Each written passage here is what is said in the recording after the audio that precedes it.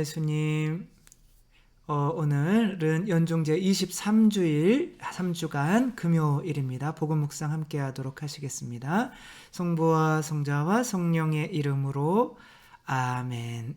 네, 오늘 복음의 내용은 어제 거랑 이어지는데, 원수까지도 사랑해라, 남을 심판하지 마라, 네 눈 속에 있는 들보 먼저 보고 남의 눈에 있는 티는 그거 빼내고 봐라, 그렇게 그런 말씀 중에 오늘은 약간 그 리더에 관한 말씀이에요. 그러면서 그렇게 말씀을 하시며 이제 자비로워져라 이런 거죠. 용서하고 남 심판하지 말고, 그러며 이런 말씀을 하셔요. 눈머니가 눈머니를 인도할 수야 없지 않느냐. 누군가를 인도한다고 하는 것은 리더죠, 그렇죠? 부모들도 자녀들의 리더고, 그렇죠? 신부님도 본당의 리더고, 뭐 이런, 우리는 어디 회사에서도 또 우리가 이제 리더가 될 수 있는 거죠. 근데 그 리더의 자격이 바로 뭐라는 거예요? 자비로움이라는 거예요. 근데 리더가 자비롭지 않으면 둘 다 구덩이에 빠지지 않겠느냐, 이렇게 말씀하고 계신 거죠. 그래서 리더는 자비로워야 된다는 거죠. 근데 리더가 자비로워야 되는 이유는 리더가 스승이 되었기 때문에 그렇다는 거예요. 그래서 또 이런 말씀도 하시는 거예요. 제자는 스승보다 높지 않다. 그러나 누구든지 다 배우고 나면 스승처럼 될 것이다. 그러니까 리더와 스승을 연결시키고 있는 거죠. 누군가가 리더가 되는데, 리더가 되려면 스승이 되는 게 낫다라고 하는 거죠. 스승은 뭐 하는 사람이야? 자기를 컨트롤할 수 있고, 남을 자기가 배운 그 모범대로 남을 가르칠 수 있는 사람이고, 리더, 누군가 이끄는 사람이라고 하면 약간은 옛날에 군대 문화, 나를 따르라, 그리고 이제 혼자 나가다가 총 맞고 막 이런, 약간 이런 리더를 생각하게 되는 거죠. 근데 우리 이 어떤 리더들은 이런 리더들이 있죠. 약간 그런 힘으로 이제 누르는 리더 있는 거죠. 그 괌에 우리나라 칼기가 추락한 일이 있었죠. 1997년이었는데 그때 추락 원인을 살펴보니까 그 원인이 뭐였냐면 소통의 부재였던 거예요. 그러니까 그때는 이제 약간 그 기수 차이가 있잖아요. 우리 신학교도 굉장히 그 기수 차이가 크거든요. 그래서 죽을 때까지 선배는 선배고, 뭐 후배는 후배고, 그러니까 또 신학교 때 그랬던 게 이제 나이가 들어도 계속 변하지가 않아요. 그 참, 물론 뭐 좀 어느 정도 나이가 되면 좀 두리뭉실해지기는 건 있는데, 저는 뭐 신학교가 군대보다 뭐 더 서열이 막 장난 아니에요. 근데 그런 것들이 좋은 어떤 리더의 모습인가? 어떤 본당에서 신부님들이 그렇게 권위적이고 딱 나는 신부고 너희는 신자야. 그러니까 신자는 신부 말에 순종해야 돼. 뭐 이러면 순종은 하겠지만 뒤에서 뭐 이럴 수 있잖아요. 그쵸? 그게 정말 리더의 모습인가? 그러니까 예수님께서 바라시는 리더는 스승인 리더인 거죠. 신부님들이 제일 두려워하는 게 강론하면서 제일 두려워하는 한마디가 있어요. 그게 뭔지 아세요? 지는 이게 제일 두려워. 지는 너나 잘하세요. 이럴까봐 이게 얘기는 하고 있는데, 그러니까 이제 그게 되게 두려운 거죠. 그래서 강론을 할 때는 이제 참 내가 하면서도 내가 나도 못하는 건데 이렇게 얘기하고 있는 내가 참 창피하다, 그런 적이 많거든요. 그러니까 먼저 너나 잘하세요. 너부터 먼저 컨트롤해라, 이러는 거죠. 근데 이제 그 칼기가 가면서 이제 이 기장이 이제 한잔을 하셨는지 굉장히 피곤한 상태에 있었던 거예요. 그러니까 이제 부기장이 위험합니다. 뭐가 위험해? 네가 알아서 해. 정말 위험한데요. 빨리 이거 좀 보셔야 되는데요. 그래. 왜 자꾸 귀찮게 그래? 좀 잘해. 그래. 지금 시간이 없는데요. 얼마나 없는데? 지금 산에 이제 곧 부딪힐 거예요. 뭐 이런 식으로 대화가 엄청 차분해요. 이렇게 산에 부딪히기 직전인데도 이 부기장이 무서워서 얘기를 못 하는 거예요. 그러니까 공동체가 리더는 뭐를 하는 사람이 리더예요? 그 자기의 공동체를 일치시켜서 그 안에 있는 사람들이 각자의 능력을 최대한 발휘하게 만들 수 있는 사람이 훌륭한 리더인 거죠. 근데 그 리더가 자비롭지 않으면 어떻게 되는 거예요? 뭐가 안 되는 거예요? 소통이 안 되는 거죠. 그렇죠? 그 위계 질서가 너무 철저해 버리면 저기 지금 쳐들어오는데요. 그래서 몇 명이나 오는데 지금 100만 명이 몰려옵니다. 네가 세봤어? 100만 명? 100만 명인지 네가 세봤냐? 막 이렇게 되면 다음부터는 보고할 때 그냥 뭐 이렇게 겁나는 거죠. 그러면 소통이 안 되면 그 사람도 권위적이 되면 다른 사람들한테 그런 분위기가 전파가 되면 어떻게 돼요? 서로 소통을 안 되게 돼서 서로 일치가 깨어지고 그렇게 되면 공동체가 와해가 되는 거죠. 이런 입장에서 예수님께서는 아마 용서하고 자비롭게 되라 라고 말씀을 하신 것 같아요. 근데 예수님께서는 얼마나 자비로우셨는지 돈 좋아하는 이 유다를 뭐를 맡기셨어요? 재정관리를 맡기셨어요. 고양이한테 생선을 준 격이죠. 그러니까 그게 참 자비로운 건가. 돈 맨날 떼어먹는 사람이에요. 방금 깜빵에서 나왔어요. 근데 그 사람을 본당에서 신부님이 사무장님으로 쓸 수가 있을까요? 또 분명히 떼먹을 게 뻔한데. 근데 예수님은 그렇게 하시는 분인 거예요. 그만큼 자비로우라는 거예요. 당신을 배반할 이 사람까지 그렇게 맡기는 거예요. 또 요것에 대해서는 너무 기니까 또 혹시 기회가 되면 설명을 드리겠는데, 그렇게 맡기시는 데는 또 의미가 있는 거죠. 그렇게 그런 리더십을 발휘했던 분이 우리나라에 어떤 분이 계시냐면 정조라고 계셔요. 그렇죠? 정조 임금. 이산인가요? 이름이? 아무튼 이 정조 임금이 누구의 아들이에요? 사도세자의 아들이잖아요. 그렇죠? 그러니까 사도세자는 영조, 이제 정조의 할아버지죠. 영조가 어마어마하게 처음에 기대를 많이 했다가 자기 기대에 못 미치니까 갈구다가 보니까 이 사도세자가 미쳐버리니까 아예 뒤주에 넣어서 그냥 죽여버렸죠. 그렇게 아들을 죽인 거예요. 그러니까 이제 그 아버지 탓도 있죠. 아버지가 너무 아들을 이용해서 자기의 완벽하지 않은 이 정권을 완벽하게 만들려고, 권고하게 만들려고 아들을 이용하다 보니까 이용당하는 아들 입장에서 미쳐버리는 거죠. 아버지한테 따뜻한 눈빛 한번, 따뜻한 말 한마디 한번 듣고 싶었는데 그냥 도구로만 쓰이다 보니. 근데 거기에 또 한몫을 했던 사람들이 누구냐면 노론이라고 하는 당파예요. 노론 들어보셨죠? 그렇죠? 근데 노론들이 득세할 때이기 때문에 이 노론이 기득권이거든요. 돈 많고 권력 있고 이런 사람들이 이제 영조를 뒷받침해 주는 거예요. 근데 이 사람들이 떨어져 나가면 영조가 무수리의 자식이잖아요. 그렇죠? 어떤 기반이 없잖아요. 그러니까 그 왕권이 흔들리는 거죠. 그러니까 이 사람들한테 이렇게 잘 보일 수밖에 없었던 거예요. 근데 사도세자를 시켜보니 사도세자가 뭐 수렴청정이죠. 어떻게 보면 해보니까 아니 돈 많은 사람이 세금 더 내야지. 그리고 당신들이 왜 개인 권력을 가지고 있어요? 그 군대 여기 하나로 집결시키세요. 막 이러니까 군대도 뺏어가려고 그러고 돈도 뺏어가려고 그러다 보니까 저 사람은 이제 죽여야겠구나 그러면서 이제 영조한테 계속 이렇게 안 좋은 것만 이야기하다 보니 계속 안 좋은 것만 듣다 보면 사람이 그 생각이 또 그렇게 바뀌는 거죠. 그러면서 그러니까 그런 모든 것을 비록 11살밖에 안 됐었지만 이 정조는 다 보고 있었던 거. 아버지 뒤주에 들어가고 그 뒤주에 끌어놓는 그 노론 사람들을 보고 있었던 거예요. 얼마나 분통이 터져요. 할아버지에게도 그렇고.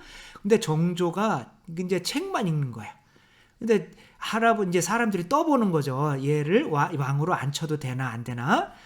이제 막 물어보면 너 할아버지 밉지 않아? 아니에요. 아버지가 잘못하셨죠. 뭐 이러는데 다 본인이 다 참는 거예요. 그리고 그러면 노론 이제 근데 노론은 아무래도 그거를 본 게 있으니까 잊혀지지를 않을 것 같으니까 이 왕 못되게 해야겠다. 그러면서 이런 소문을 퍼쳐요. 역적의 자식은 임금이 될 수 없다. 그걸 노론이 다 퍼치는데 이제 영조는 그래도 자기 손자를 임금으로 앉히죠. 그런데 임금이 되자마자 노론들 쫙 깔려있는 앞에서 정조가 이렇게 얘기합니다. 나는 사도세자의 아들이다. 어쩔래? 이렇게 얘기를 하죠. 그 사람들은 이제 죽었다 우리는 그렇게 하고 있는데, 그러나 나는 당신들을 다 누구나 똑같이 할아버지가 피던 탕평책을 똑같이 할 거다. 능력이 있는 자는 당파에 상관없이, 그래서 소론이나 남인 계열들을 이제 등용을 하게 되죠. 다 이제 그렇게 할 거니까 여기 계속 정치하고 싶으면 실력을 키워라. 이렇게 하는 거죠. 그러니까 정말 잘 괜찮네. 그러면 이제 많은 노론들이 정조에 이렇게 같이 하며 이제 조선 최고의 어떻게 보면 부강한, 그리고 백성들이 잘 사는 정말 태평성대를 누리게 되는 거죠. 정조 때. 근데 정조는 리더이기보다는 그래서 어렸을 때부터 자기 자신을 통제할 수 있는 스승으로 클 수밖에 없었어요. 왜냐하면 그거를 표현을 했다가는 바로 죽거든요. 그러니까 그래서 그걸 얼마나 화병을 참아오다 보니 항상 머리에는 이 화가 위로 올라가니까 이렇게 뭐 같은 피부병이 항상 있는 거예요. 여름에도 아주 죽겠는 거죠. 그런 얘기 하다 보니 저도 가렵네요. 근데 그렇게 이제 하는 거죠. 그렇게 했는데, 그래서 어렸을 때부터 이제 공부를 열심히 하면서 자기 수양을 할 수 있는 방법이 공부와 운동밖에 없는 거예요.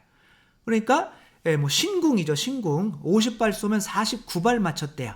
그리고 한 발은 안 맞히려고 일부러 하늘을 향해서 쐈대요.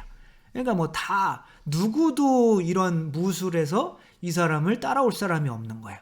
그 다음에 공부도 이분이 어떻게 했냐면 경연이라고 하는 걸 열어요. 경연이라고 하는 걸 열어가지고 이제 사람들로부터, 등용된 사람들로부터 이제 공부를 좀 배우려고 해봤더니 너무 수준들이 낮은 거예요. 그래서 경연을 하다가 폐기하고 다 필요 없어. 내가 너희 가르칠게. 그런 게 기록에 있어요. 그러니까 얼마나 공부에도 자신이 있었던 거예요. 누구도 공부나 그리고 이렇게 자기를 절제하는 이 화 같은 거 내가 여기로 날지언정 그걸 바깥으로 표출을 안 하는 거예요. 그리고 그 노론 세력들을 잘 이제 함께 정치를 해가고 있는 거죠. 1786년에 어떤 일이 있었냐면 정조 이제 자기가 왕이 된 지 10년이 됐어요. 그때 큰아들 문효세자가 죽어요. 그리고 그 문효세자를 낳은 의빈성 씨가 이제 자기 부인인 거죠. 엄청 왕비인데 사랑하는 부인도 죽어요. 그러니까 2년 뒤에 알고 봤더니 그 사람을 독살한 사람이 무종이라고 불리는 구선복이라고 하는 사람이에요. 근데 구선복이 이 정조의 후계자와 그 왕비가 더 이상 애기 못 낳게 죽인 거야. 근데 이 구선복이 누구냐면 뒤주에 자기 아버지가, 정조의 아버지가 사도세자가 들어갈 때 그 사도세자의 얼굴에 가래침을 뱉은 사람이에요. 그것을 이 정조가 다 보고 있었어요. 11살 때. 근데 그 사람을 계속 자기 아버지가 죽을 때 아버지의 얼굴에 침을 뱉은 사람을 계속 자기와 함께 일하도록 하고 있었던 거예요.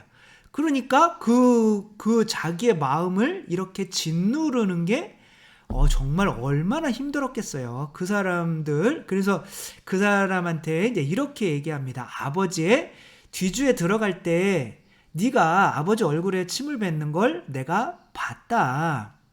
그때 내가 너를 바로 죽이고 싶었지만 지금까지 나는 당신을 용서해주고 그대로 있었다. 그런데 너는 내 가족들을 다시 죽였다. 어떻게 사람이 그럴 수가 있느냐라고 이야기를 한 기록이 있어요.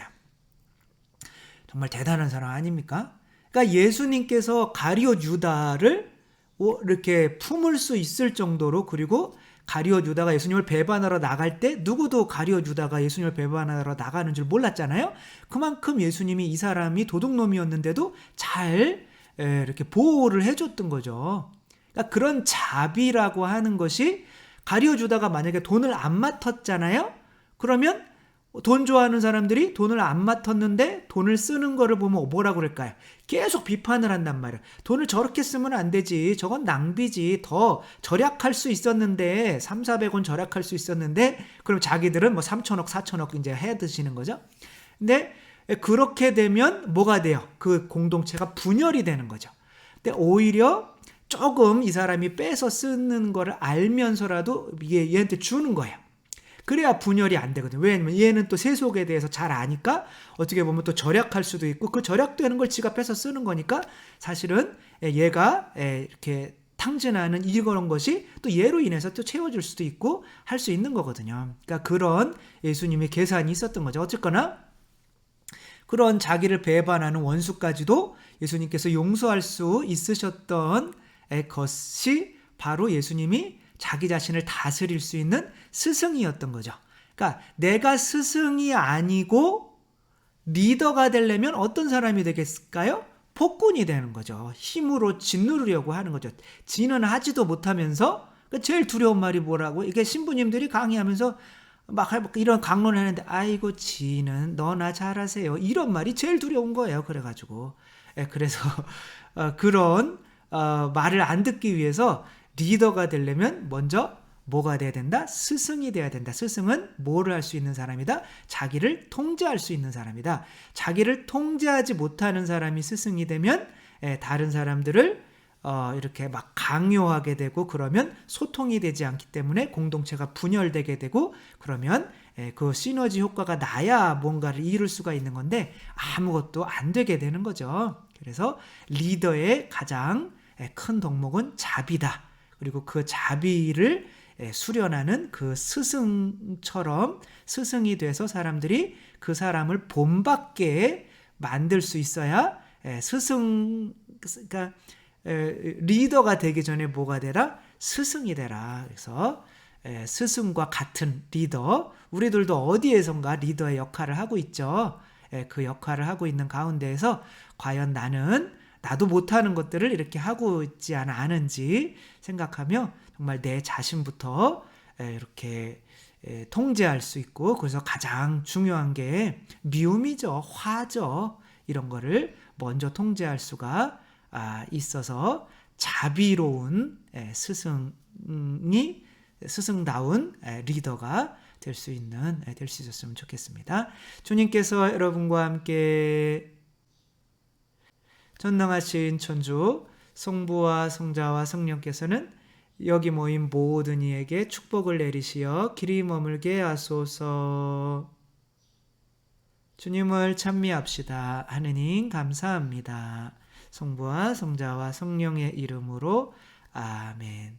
네, 감사합니다. 사랑합니다.